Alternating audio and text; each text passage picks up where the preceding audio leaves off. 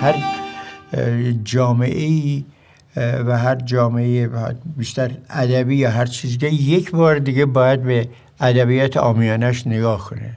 قصه ها و شعرها و ادبیات عامیانه همیشه و همیشه و همیشه زیربنای ادبیات رسمی هر کشوری است. مولوی تمام داستان‌هایی که گفته همه اینها ریشه پیدا کرده رفته تو ادبیات عامیانه که من الان دارم میخونم. هر کدوم نوشته اینا از کجا اومده، یا از قرآن کریم اومده یا از بین مردم بوده، یا سعدی یا مثلا فرنو بیشتر فردوسی اون که نظامی ساخته. همینجور شما لیلی، مجنون و چی و شیرین و فرهاد و همه این نگاه بکنید در جاهای مختلف اینا هست. و محور ادبیات کلاسیک یا ادبیات کهن هر سرزمینی ریشه‌شو مال بین مردمی بوده که هیچ وقت اسمی هم ازشون برده نشده و به اعتقاد من کسی ادبیات عامیانه رو نشناسه، بهشون احترام نذاره و اینا رو در هر صورت سرمشق کار خودش قرار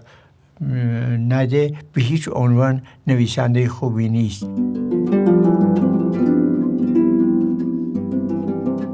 دقیقاً ادبیات عامیانه تاریخ هنری شفاهی مردمی هست که در یک سرزمینی کار کردن، زحمت کشیدن و با همدیگه زندگی کردن، رنجها بردن، شادیهایی داشتن، آرزوهایی داشتن که همه اینها در اینا تجلی پیدا کرده و اینها گوش به گوش، زبان به زبان رسیده و در جاهای مختلف هم شاید شکل‌های مختلف گرفته. به این جهت که ادبیات عامیانه در گذشته حرکت می‌کرده با کاروان‌ها و می‌رفته و کاربردش هم این بوده که آدم‌ها در اثر دلتنگی به خاطر عشق، به خاطر آرزوها و خواسته هاشون قصه‌هایی می‌ساختن یا شعرهایی می‌گفتن که اینها دقیقاً هم خودشون آرامش میداد و لذت می‌بردن و همین که در حقیقت یک تاریخ بدون بغض و کینه می‌ذاشتن.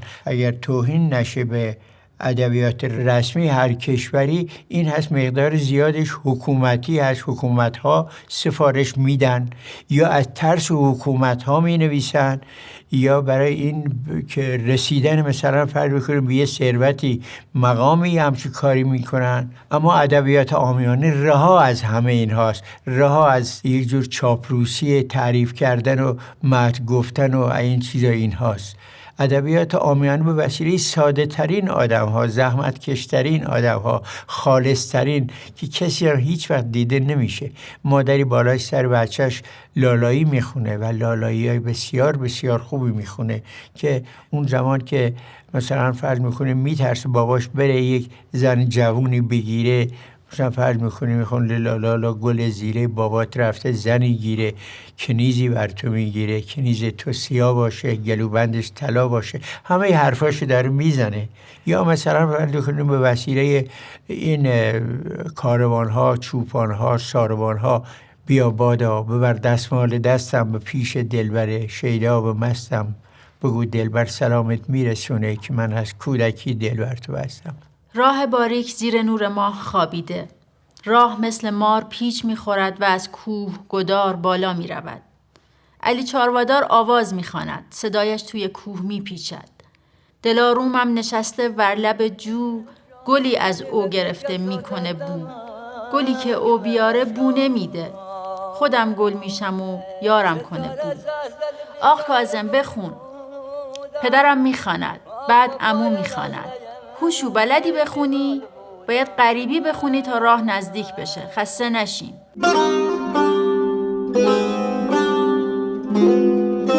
هر حرفه‌ای واژه‌ها و اصطلاحات خودش داره که تو اون حرفه خیلی معمول هست و عادی هست. و اینا با هم دیگه ارتباط میگیرن که یه غریبه وارد اونجا بشه اینا رو نمیتونن بفهمن. مثلا قدیم میگفتن زبان زرگری، مثلا دعوای زرگری معروف بود که دو تا سری چیزی دعواشون میشد ولی در حقیقت با هم دوست بودن که برای مشتری این کار بکنن. مثلا بچه های سینما مثلا من گاهی گوش دادم اینا که میفهمم، مثلا این هست مثلا میگه فلانی ندیدیم، میگه این تو لانگ شات دیدیمش داشت میره پایین یهو فیت شد، من دیگه نفهمیدم کجا رفت. این فارسیش اینه دیگه. تو نمای دور ما از دور مردم عادی میاد دور دیدیمش داشت میرفت جایی، بعدش دیگه من محو شد یا گم شد ندیدیمش. اینها ما یه دوستی دارن خب یه اسم خیلی بلندی داره، مثلا محمد علی حسین عباسزاده شریفی اینو داره. ما بعد به یه نفر گفت برای بچه سینمایی گفت یه اسم تو 2 فریم اضافه داره، اینا رو باید بسینن. هیچ کسی این نمیفهمه. خودش هستم خبردار شد. شما میدونی از کجا اومده؟ قلاب ماهیگیری که دستشون هست میذارن مندازن اینو تا آب منتظر میمونن. اون بالا یه چیز داره که به نخ وصل هست، شد شستشون میزنن روی این، وقتی ماهیه میاد میفته اینجا، میفته تو حرقش، این تکو میخوره، این شستش خبردار میشه که ماهیه افتاده. من اصلا نمیدونستم اینو. لذتی که به نظر من خوندن ادبیات عامیانه، قصه های هر شهری، قصه های هر جایی پر از آرزوهای اون آدم ها، پر از رنج های اون آدم ها و پر از اطلاعاتی هست که از جغرافیا و مردم شناسی و جامعه شناسی و علوم امروزی داری اینها گفته میشه و زیبایی هایی که به هر حال این افسانه ها دارن، عاشقانه های قشنگی که به هر حال اینها وجود دارن. لب بون اومدی رخ تازه کردی، قدت را با قدم اندازه کردی، تو که پوشیده ای رخت عروسی مکش سورمه که زخمو تازه کردی. و بعد گاهی طنز میشه، شوخی میشه، میگه بلند بالای کرمونی لبت قند، دبوس خواهم بفرما قیمتش چند. تمام دو بیتی های محلی که مثلا فرض میکنه تو کویر لوط گفته شده وسیله روستاهایی که دور کویر بودن، خیلی فرق میکنه با روستاهای گیلان و مازندران و جاهای دیگه که این همه آب دارن و جنگل دارن و درخت دارن و فلانی حرفا. مقاله بود راجع به باد در کویر. 17 نوع باد توی کویر میشمارن، از گردباد و دولخباد و آتش باد و یخ باد و برف باد و که هیچ جنبی. من از شمالی ها پرسیدم نه هیچ کدوم نداشتم. اولش اینا نزدیک به 13-14 نوع بارون داشتن، ما 2 جور بارون بیشتر نداریم. اینا همه چیزایی هستش که میتونه ادبیات ما رو زمینیشون کنه و یاد در اصل گذشته بندازه. همه شهرهایی که نگاه بکنی به هر حال یک روستا بودن و توی اینها چیزهایی هست و چیزهایی داره گم میشه و از بین میری.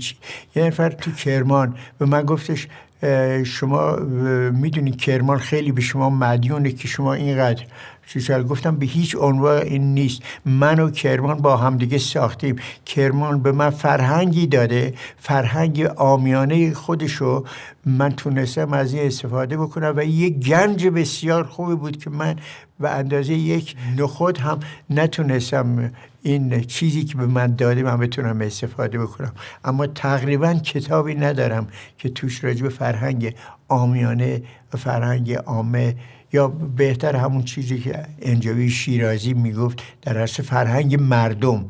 چون تا میگیم عامیانه، خب عامیانه یه مقداری یه کم توش یه حالت توهین هم هست که فقط یه عده عام اینا، نه این نیست. در حقیقت فرهنگ مردمه، میتونه طرف روشنفکر باشه، میتونه هر چیز دیگه باشه. من به عنوان یک کرمانی دارم حرف میزنم، هر کسی میتونه راجع به شهر خودش این چیزها رو بگه و اینا همه میتونه زیربنای یک ادبیاتی باشه که خاص این کشور ما باشه. و عجیبه همین هم هست که میتونه حرکت بکنه به جای دیگه بره، برای اینه که اینها برای اونها خیلی خوبه. همونطور که ما داریم از ادبیات جادویی هم حرف میزنیم و خیلی خوشمون میاد، خیلی تعریف میکنیم، پوز میدیم، کتاب میگیریم زیر بغلمون و همه نشون میدیم فلانی حرفا. ما اگر داریم چنین چیزهایی که میتونیم همین کارو باهاش بکنیم. ایران وقتی میخوان چیز بکنن، تعریفی هرچی بکنن، میگن کشور گل و بلبل، یعنی شعر. ما با شعرمون معروفیم و حتی شما اگر بدونی، حتی واعظینی که روی منبر هستن اگر که توی صدای خوشی هم داشته باشن و بعد شعر بخونن بین گفتاری که راجع به خب ائمه یا معصومین دارن صحبت میکنن، کارش رو بیشتر میگیره، خونده میشه.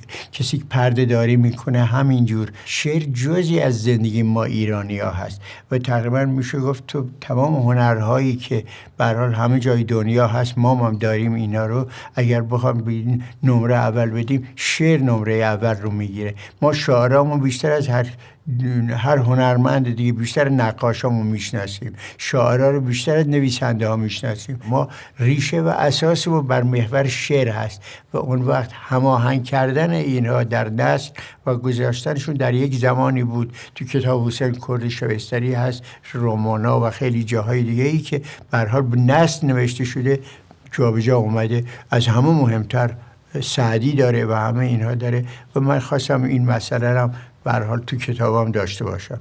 موشو کنار بازار می نشست و سرش پایین بود.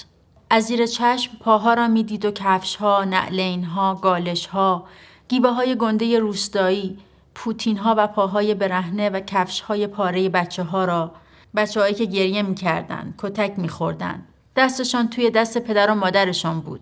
کشان از میان جمعیت برده می شدند. موشو سر و گردنش را به چپ و راست میچرخاند و تنبک میزد و میخواند: گل سرخ و گل زرد و گل یاس، عجایب دختری همسایه ماست. زهر انگشت او ریزد هنرها، استکانها، نلبکیها، ماسخوریها، کاسه و بشقاب چینی، قوری خوب و قدیمی، آبخوریهای بلوری، میشکند آن هم چجوری.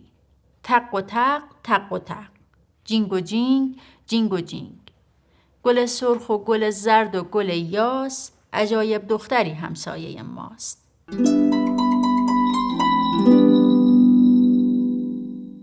یه عده‌ای هستن که در همین شهرستان‌ها و جای دیگه میان و ادبیات عامیانه رو کتبی میکنن. بسیار بسیار کار خوبی میکنن. این چیز بدی نیست، منتها کاربرد نداره. اینا خیلی درست میکنن، اینا رو توی کتاب میذارن. مثلا فرض میکنیم لهجه و مسائلی که مربوط به باران و اصطلاحات و تکی کلام‌ها و اعتقادات زمینی آسمونی، حالا اسمش خرافات یا هر چی میخواشو بذاری، اینا رو توی یک کتابی جمع میکنن. خب میذار نشون تو کتاب خونه.